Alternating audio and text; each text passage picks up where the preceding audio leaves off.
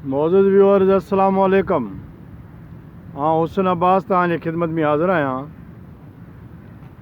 सिंध में करप्शननि जूं वॾियूं कहाणियूं आहिनि ऐं उहे करप्शननि जूं कहाणियूं जेके कामोरनि भोतारनि MNA MPA सेनेटरनि खां वेंदे हेठि अचनि थियूं।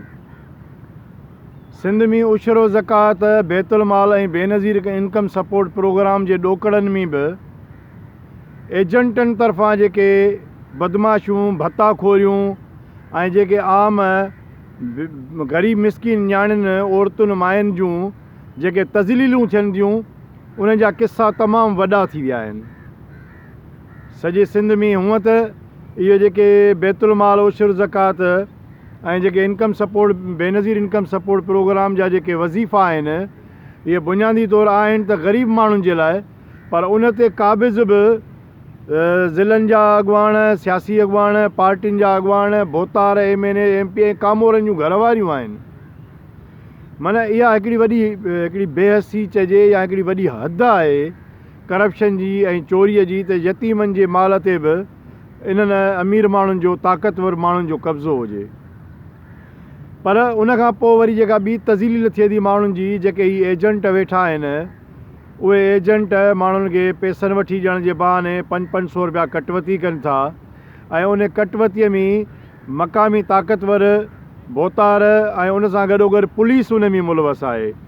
पुलिस जंहिंखे पंहिंजो किरदारु हिकिड़ो शानाइतो हुजणु खपे, उहा उन भत्ते में शामिलु आहे।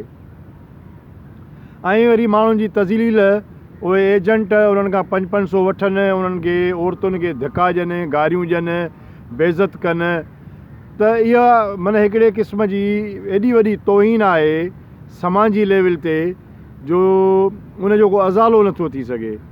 जॾहिं अहिड़े क़िस्म जूं शिकायतूं हाणे जॾहिं सुल्तान कोट हुमायूं शरीफ़ में जॾहिं एजेंटनि माण्हुनि खे धक हयां, सहाफ़ियुनि खे कवरेज लाइ पहुतल सहाफ़ियुनि खे धक हयां, या जॾहिं ठटो में या सिंध जे ॿियनि ज़िलनि में जेके रोज़ शिकायतूं अचनि थियूं एजेंटनि जे तरफ़ां, उन जी जॾहिं ॻाल्हि असां हिते Benazir income support programme Islamabad में कई सानिया नश्तर सां, त हुन चयो इहे ख़बरूं असीं ॿुधूं था पर असां वटि के सबूत न आहिनि।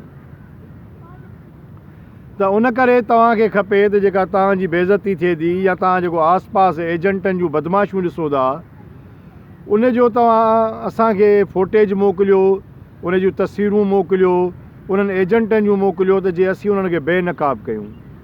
बेनज़ीर इनकम सपोर्ट प्रोग्राम जे ऑफिस में उन्हनि खे बेनक़ाब कयूं, FIA में, नेब में, त जीअं इहा तज़लील रुकिजी सघे, जे इहा भत्ताखोरी ऐं बदमाशी रुकिजी सघे। खोड़ सारा माण्हू उन्हनि जूं शिकायतूं कनि था। इहो ओ मनी ग्रुप आहे, मोबीकेश वारा आहिनि, या उन खां अलावा जेके एजेंट उहे मिशनियूं वठनि थियूं, जेके थंब वारियूं, जेके वेरिफिकेशन कनि थियूं माण्हूअ जूं त इहो शनाख्ती कार्ड वाक़ई हिन माण्हूअ जो आहे, पोइ उहे बैंकुनि सां मिली भगत करे उन्हनि खे पैसा ॾियनि था। जॾहिं उहे फ़ी एजेंट 500-700 रुपया वठे थो ऐं उहे हज़ारे माण्हुनि जा ॾोकड़ आहिनि, त उहा तव्हां अंदाज़ो लॻायो त इहे केॾा ॾोकड़ गॾु थी वञनि था। ऐं पोइ इहा हिकिड़ी वॾी चेन आहे उन हिसे पतीअ में। त तव्हां पंहिंजी तज़लील कराइण जे बजाए तव्हां इन्हनि एजेंटनि खे निर्वार कयो। ऐं तव्हांखे पंहिंजो WhatsApp नंबर थो ॾियां, उन WhatsApp नंबर ते तव्हां मूंखे उन्हनि जूं तस्वीरूं मोकिलियो, फुटेज मोकिलियो, त जीअं असीं उहो हिते बेनज़ीर इनकम सपोर्ट प्रोग्राम जे हेड ऑफिस में ॾेई सघूं। ओ मनी ग्रुप जेको जंहिं सिंध में कमंद वारनि खे सालनि ताईं रुलायो, ऐं इहो साॻियो ओ मनी ग्रुप आहे, इहो ज़रदारी साहब वारनि जो ग्रुप आहे। सिंध में ज़मीनुनि ते कब्ज़नि समेत इन्हनि जूं वॾियूं कहाणियूं ऐं किसा आहिनि।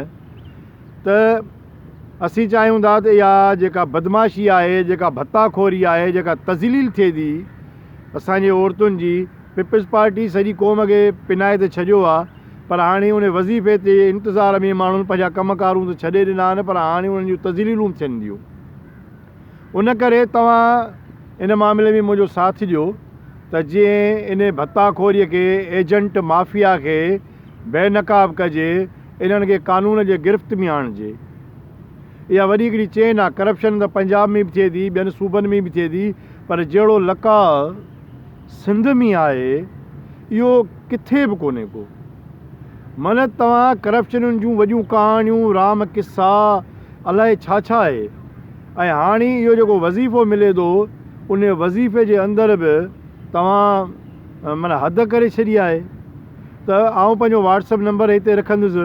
मुंहिंजे व्हाट्सअप नंबर ते मूं वटि हींअर बि कुझु फ़ोटेज आया आहिनि ऐं आउं माना कोशिशि कयां थो त उहे फ़ोटेज तव्हां ताईं आउं पहुचायां।